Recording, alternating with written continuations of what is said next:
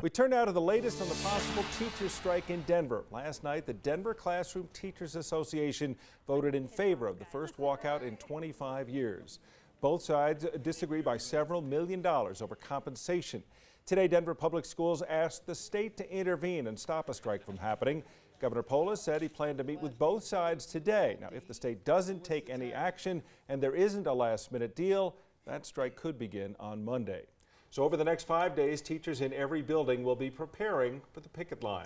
At the same time, Denver Public Schools will prepare to keep schools open so that children still have a place to learn.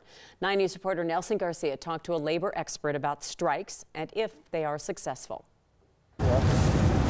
When teachers hit the picket lines in 1994, it lasted 5 days. Who are we? Teachers! Now teachers are poised to strike again.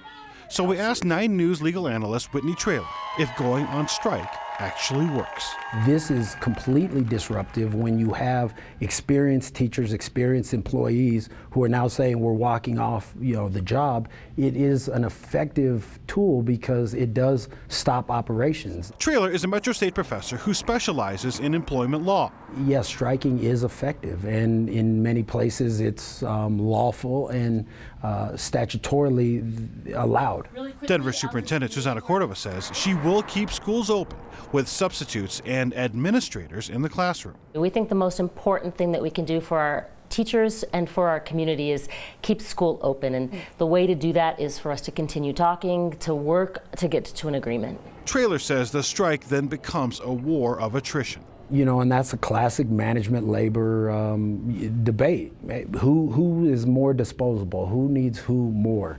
And in this case, honestly, both sides need each other. If things do go the way of 1994, Traylor actually expects it to end the same way, within a week. But if you look at LA, for example, that strike went on for 6 days and was resolved. West Virginia, which was a big teacher strike that had thousands of teachers, that was only a matter of days. And in both situations, the district or the school ultimately acquiesced and relented to the demands.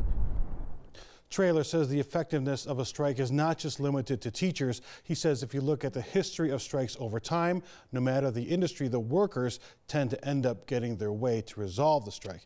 But Tom Kim, of course, this could all change if the governor steps in, and who knows what can happen if there's some sort of intervention, but we'll see how this all shakes out. And that's kind of the unknown, if they step in and maybe just extend things for a few months or whatever might happen. Or the governor could bring in some money from another fund. Who knows what could happen. Those are all hypothetical, but things could certainly change before Monday. Okay. All right. Well, you're on it. Thank you, Nelson.